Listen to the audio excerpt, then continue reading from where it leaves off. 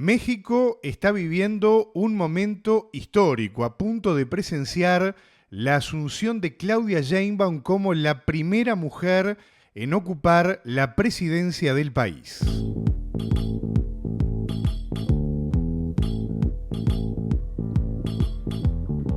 La llegada de Claudia Sheinbaum al poder evidentemente marca un hito muy significativo, no solo por el género, sino también por el trasfondo político y social que la acompaña.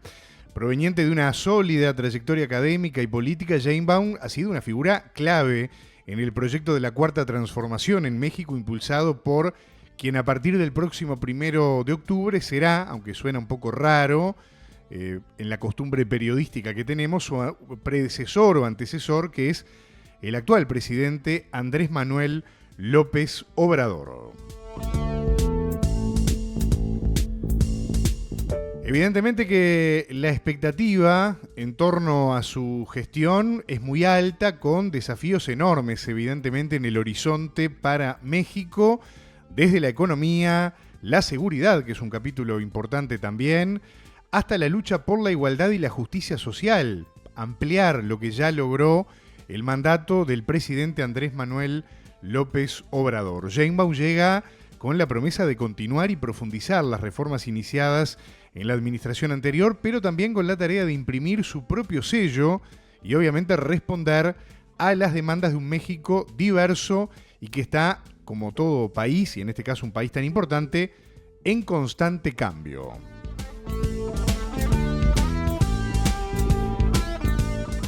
Bueno, y en este contexto justamente vamos a analizar las implicancias de la asunción de Claudia Sheinbaum, los retos evidentemente que va a enfrentar desde el primer día en el cargo y las expectativas de la ciudadanía.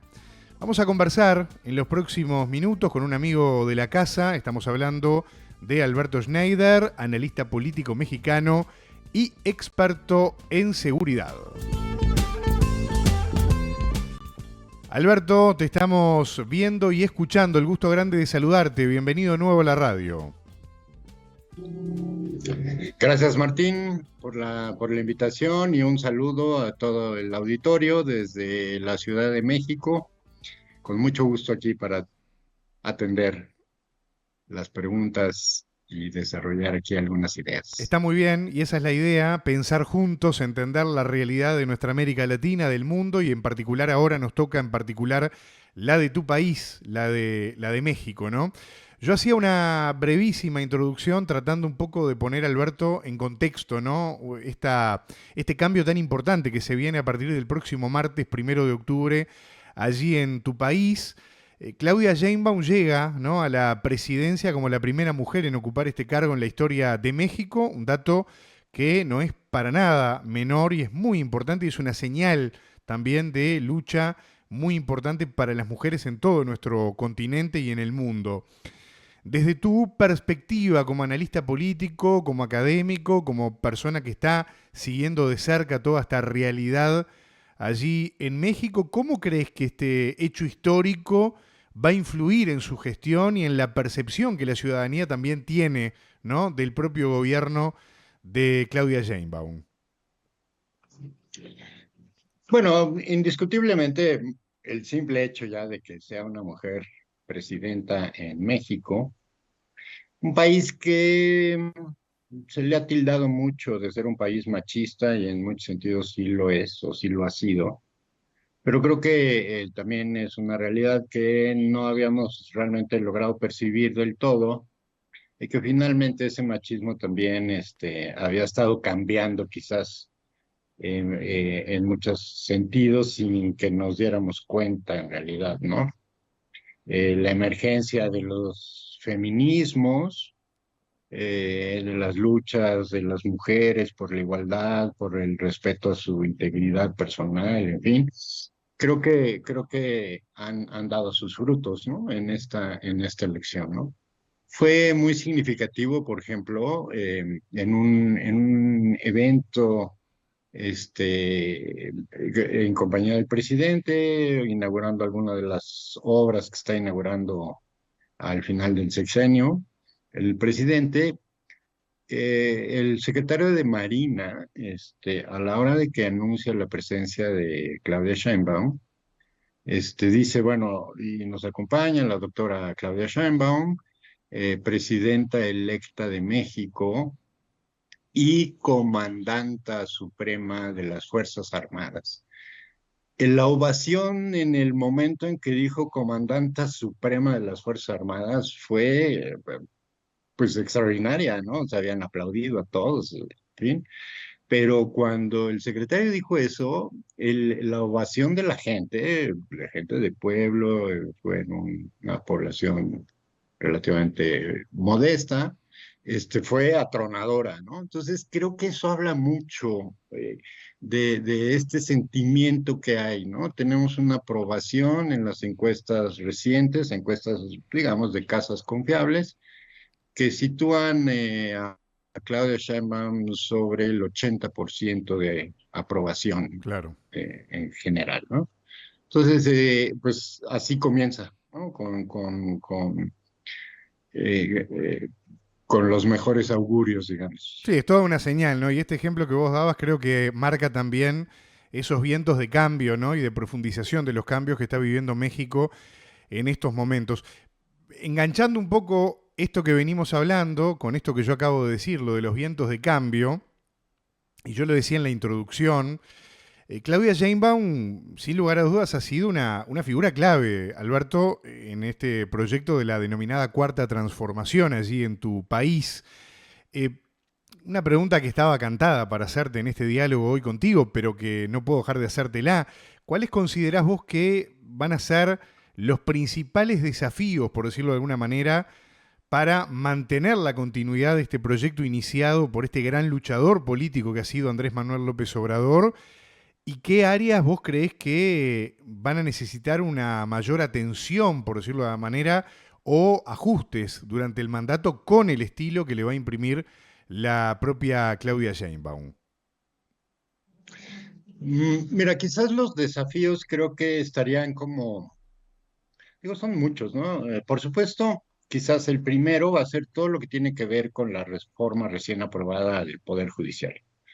Las resistencias han sido brutales contra esta reforma, y van a continuar, digamos, ¿no? O sea, ya se inicia el proceso desde ahorita para la elección en 2025 de prácticamente la mitad de lo que es el Poder Judicial, jueces, magistrados y ministros. Sigue habiendo ahí resistencias, en fin.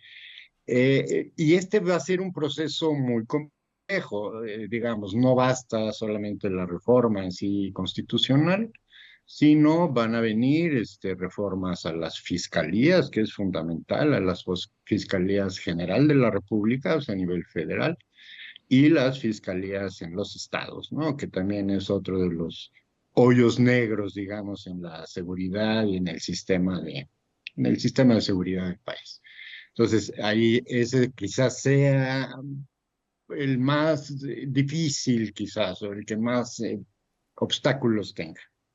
Otro que se entrelaza mucho con este es el tema propiamente de la seguridad, es decir, todo lo que tiene que ver con la Guardia Nacional, de la cual acaba también de haber otra reforma, eh, que en realidad es una reforma que no cambia mucho la naturaleza de la Guardia Nacional, simplemente afina algunas cosas que eran convenientes para mejorar su eficacia, ¿no?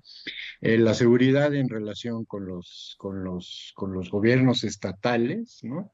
La mayoría de los delitos graves son del orden común, es decir, le corresponde su prevención, su combate a los gobiernos estatales más que al federal.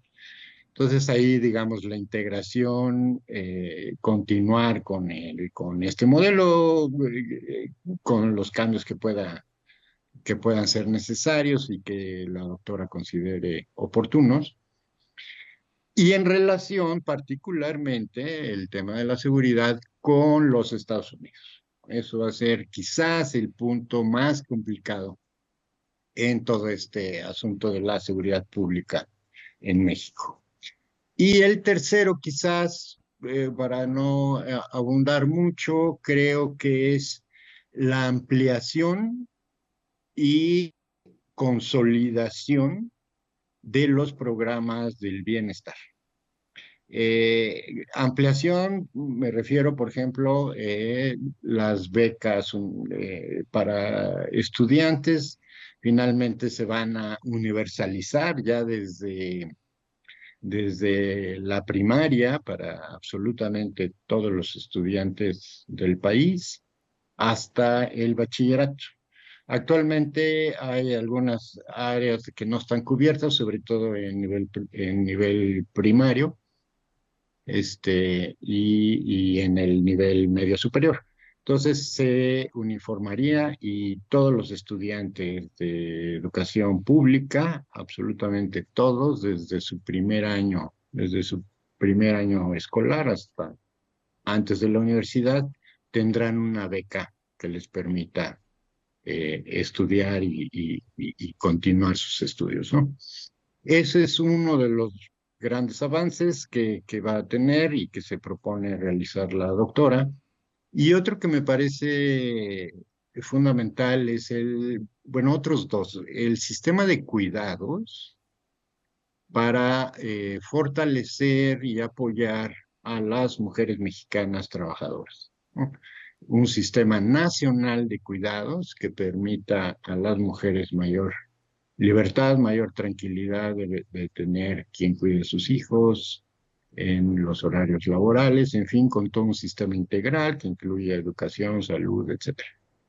Y el otro es el programa de fortalecimiento de la salud para los adultos mayores. Se pretende que todos los adultos mayores del país reciban atención médica primaria en sus domicilios particulares. Es decir, se va a crear un gran ejército de médicos, médicas, enfermeras, enfermeros, en fin, que van a ir visitando a todos los adultos mayores, aproximadamente es una población de unos 11 millones de mexicanas y mexicanos, que recibirán atención personalizada en sus domicilios. Y eventualmente los apoyos requeridos, necesarios, pues si es necesario trasladar a alguien a un centro de salud, en fin, algún tipo de atención particular, especial que no pueda llevarse a cabo en los domicilios, pues tendrán las facilidades para ser conducidos a un centro de salud. Pues creo que esos son tres grandes áreas, ¿no? La reforma judicial, la seguridad pública y fortalecer los programas, el sistema de bienestar del país.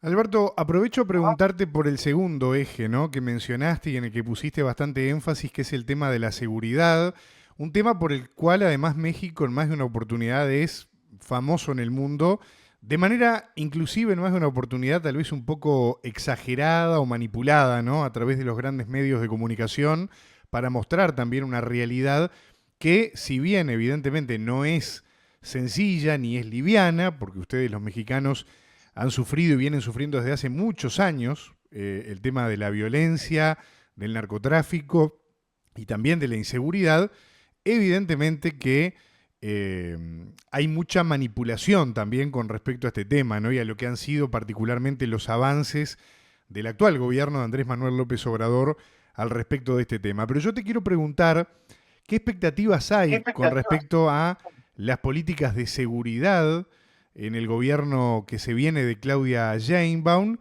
sobre lo que puede llegar a implementar como cambios y también líneas de continuidad con lo que ha sido la gestión de AMLO, pensando también en ese otro actor o tercero en discordia que está allí en la vuelta, que es siempre Estados Unidos, que vos mismo lo mencionaste en la respuesta anterior, ¿no?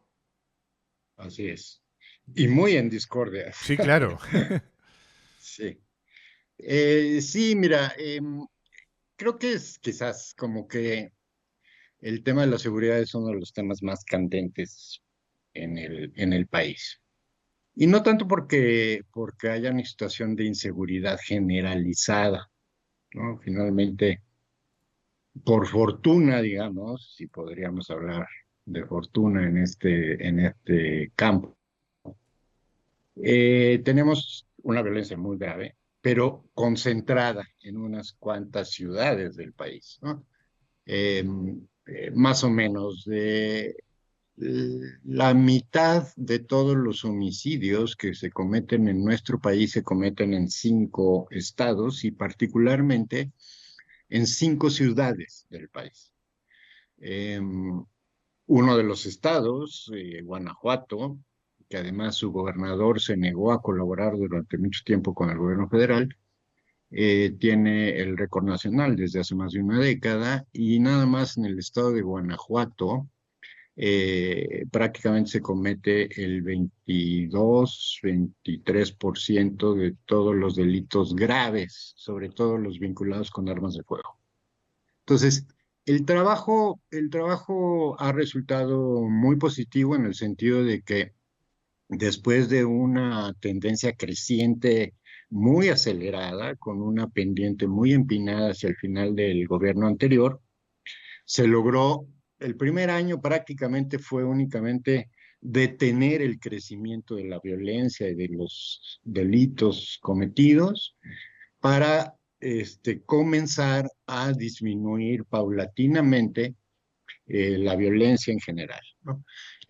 Ha sido muy difícil, obviamente, sobre todo en aquellos lugares donde no se ha tenido la colaboración adecuada, por cuestiones políticas principalmente, pero los resultados generales en todo el país, si bien las cifras siguen siendo muy altas, tienen una tendencia sostenida a la baja y particularmente en delitos muy, muy graves como el secuestro tenemos reducciones del 80%, ¿no? El homicidio cerca del 30%, el feminicidio, que ha sido un tema de especial atención en el gobierno y que seguramente, como lo fue en la Ciudad de México, cuando ella gobernó, lo será para Claudia, el tema del feminicidio. Tenemos reducciones ya del 40%, claramente, digamos, y con una tendencia que continuará a la baja. Entonces, en ese sentido, digamos, yo soy optimista en cuanto a los resultados que se han obtenido y Claudia ha manifestado, la doctora ha manifestado, que continuará en términos generales con esta política, ¿no? Hará ajustes y demás. El otro problema serio, y creo que va a ser quizás el punto de los temas más delicados, es la relación con los Estados Unidos. Entonces, digamos, puesto ahí, creo que ese es el punto en general en el que estamos. Claudia continuará en principio con el diseño de la política, de atención a las causas y de trabajar cotidianamente, porque eso ha sido muy, muy importante, sentar a trabajar a todos los responsables de la seguridad todos los días en todos los municipios y en todos los estados del país. Solo así, digamos, se pudo darle la vuelta, como diríamos en México, darle la vuelta a la tortilla y comenzar a resolver el problema que se había agravado durante los 18 años anteriores de una manera acelerada y muy terrible, ¿no? Alberto, aprovecho para preguntarte, ya que hablábamos de Estados Unidos, ¿no? De este tercero muy en discordia, como decías vos, ¿no? Recién. Eh, ¿Facilita las cosas a una presidenta como Claudia Sheinbaum la posibilidad de que Kamala Harris llegue a la Casa Blanca?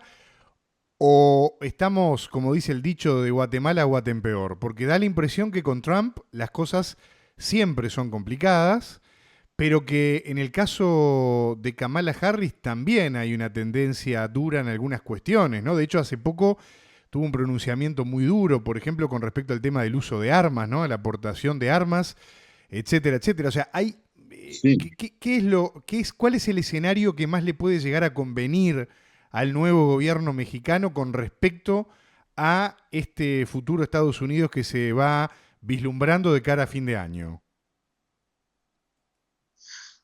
Yo, ahora sí que de manera muy, muy personal, Sí. considero que no habría mucha diferencia en relación con México, ya sea Kamala Harris o Donald Trump. Finalmente, por ejemplo, si vemos, digamos, Kamala tendría la posibilidad, digamos, ¿no? Eh, una continuidad con la política actual de Joe Biden, pues finalmente ella fue vicepresidenta, ¿no? O es vicepresidenta. Em, entonces se esperaría, digamos, una política de continuidad. Normalmente esta política de continuidad, pues, no ha diferido mucho entre demócratas y republicanos. Finalmente, prácticamente hacen lo mismo, presionan con las mismas cosas, sanciones económicas, aranceles, cerrar la frontera, en fin.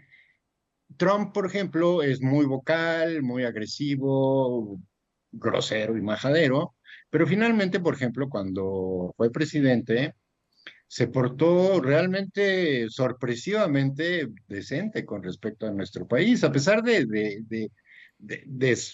escándalo que le gusta hacer y las palabras altisonantes y demás. Finalmente su política fue bastante tranquila y se plegó a las posiciones mexicanas. Recibió al presidente de México con alfombra roja, con mucho tacto y mucho cuidado, a diferencia de cuando él estuvo aquí con Peña Nieto, ¿no? Que prácticamente le daba órdenes ¿no? Entonces, yo no creo que haya mucha diferencia entre uno y otro. En cierto modo, quizás pueda ser preferible Kamala Harris por la continuidad, que ha sido bastante suave relativamente, pero no ha habido gran diferencia entre uno y otro, ni creo que la habría en caso de que ganara Donald Trump, ¿no? Finalmente, creo que nuestra posición mexicana es ahorita mucho más fuerte, a pesar que la de Estados Unidos, en términos, digamos, a la hora de ponerte a negociar, a pesar de la gran disparidad económica, de poder económico y financiero y demás. Nosotros tenemos ahorita, y eso es una gran ventaja para la doctora Sheinbaum, que tenemos una economía pujante con las mayores reservas financieras en la historia de México, con el peso reevaluado, ¿no? Por primera vez en 60 años no se devalúa el peso. Este, mm, Tenemos proyectos de inversión ya comprometidos que ya están llegando, digamos, las inversiones y comenzando a ejercerse en México por cerca de 40,000 millones de dólares. En fin, digamos. Y en cambio la economía norteamericana pende de un hilo, ¿no?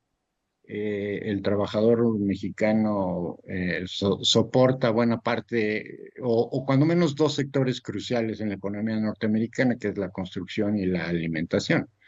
Entonces, por muy agresivos que sean sus discursos, a la mera hora saben que necesitan tratar a México lo mejor posible porque los problemas que pueden generarse ellos económicos, simple y sencillamente, serían mucho más graves allá que aquí. Entonces, eso nos da una fortaleza, digamos, a la hora de negociar, y por eso vemos que el presidente mexicano puede ponerle un alto al embajador norteamericano y cerrarle la puerta al diálogo y no haber consecuencias, ¿no?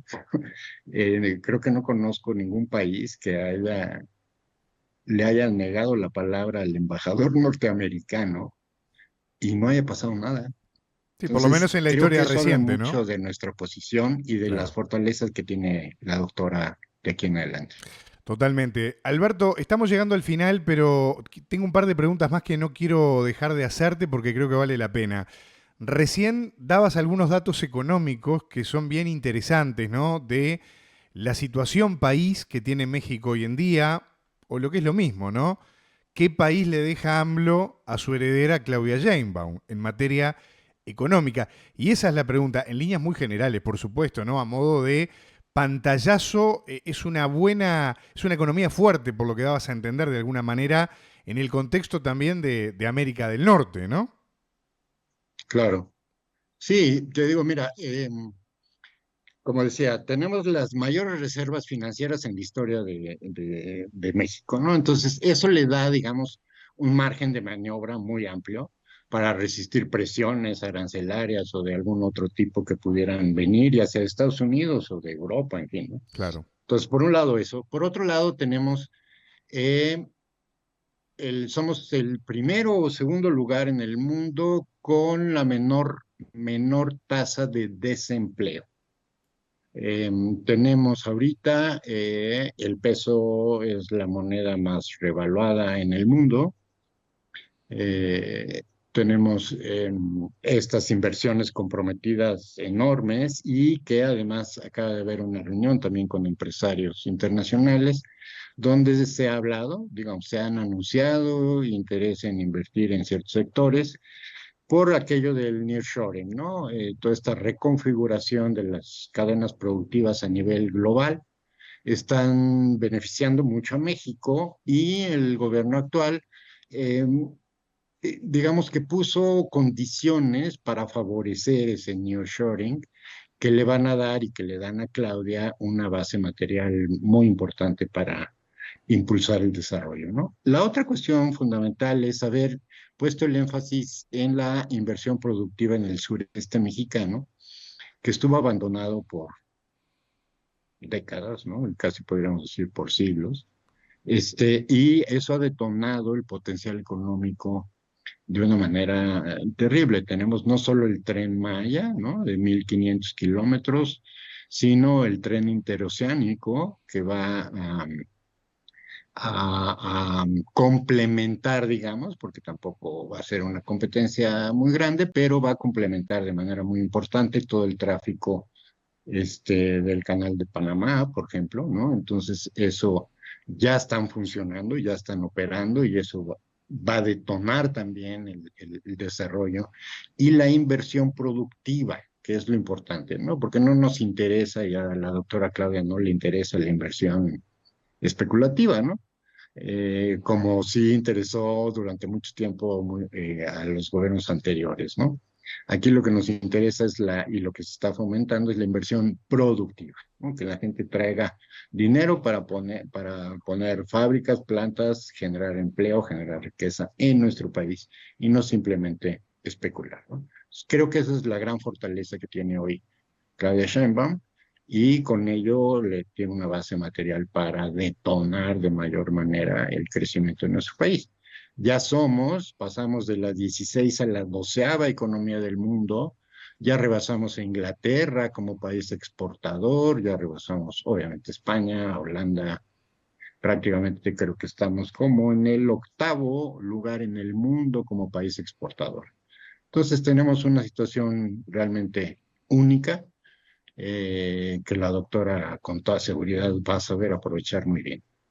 Finalmente, Alberto, yo quiero hacerte un dos en uno, ¿no? De pregunta final. Te desafío a tu mayor poder de síntesis y análisis para que nos ayudes a entender estas dos preguntas en una, ¿no?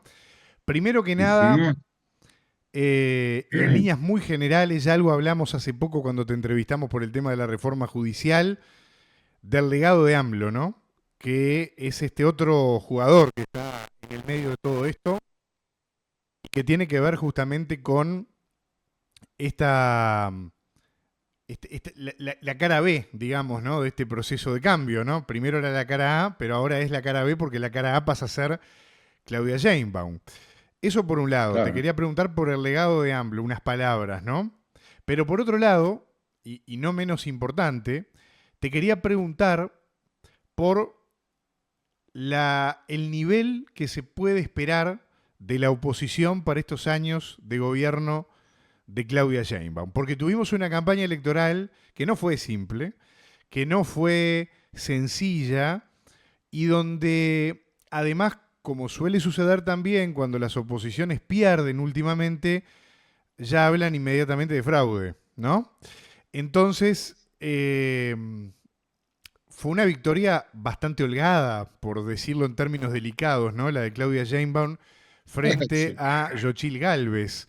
Entonces quería preguntarte, por eso un dos en uno, ¿no? El legado de AMLO por un lado y por otro lado esta, esta expectativa con respecto a cómo va a jugar la oposición sus cartas para estos años, para estos 6 años que se vienen, ¿no?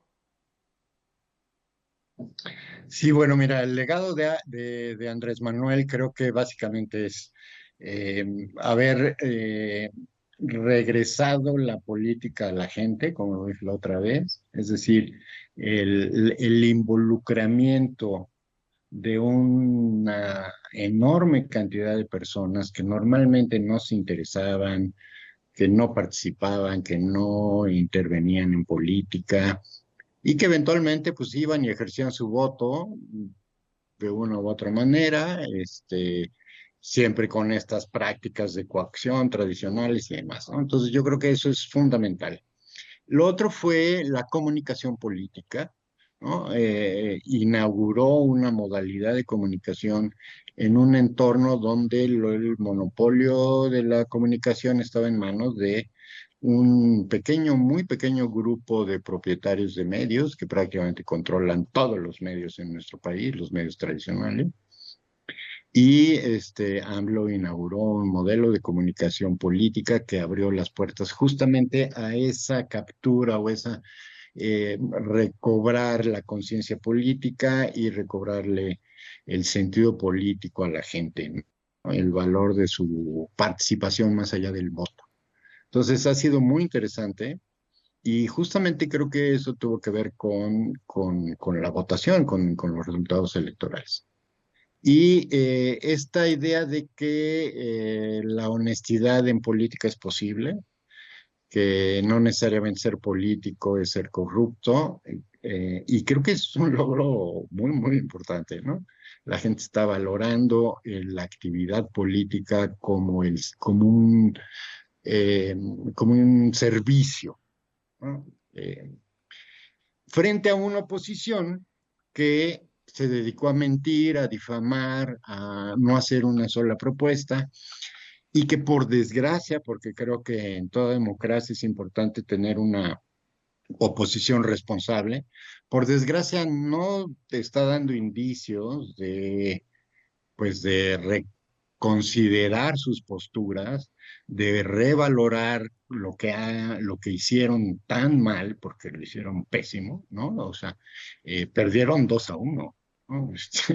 Entonces, y siguen repitiendo y siguen difundiendo mentiras, siguen difundiendo bulos, en fin, creo que no vamos a tener una oposición muy responsable, o cuando menos no parece que así vaya a ser, ¿no?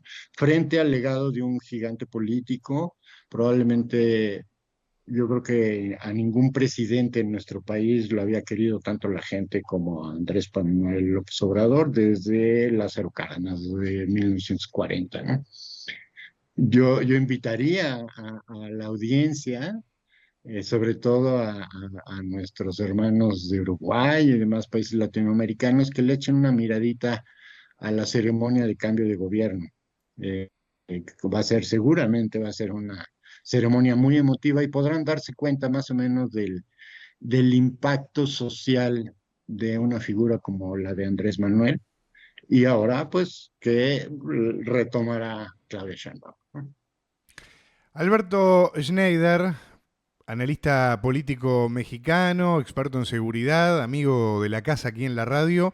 Muchísimas gracias por estos minutos en Radio Informarte, por ayudarnos a pensar, por ayudarnos a entender justamente esta realidad que se está viviendo. Y si te parece, volvemos a conversar contigo en cualquier momento porque van a haber muchas novedades a partir del 1 de octubre y hay que entender a México, acompañarlo y pensar juntos también para bajar muchas de esas cosas que están ocurriendo seguramente para nuestra América Latina. Un fuerte abrazo y volvemos a conversar en cualquier momento contigo.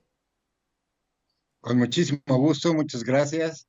Este, Trataré de ser más preciso porque siempre me extiendo un poco y pues un abrazo a ti, a todo el auditorio y pues enhorabuena, con todo gusto estamos aquí conversando.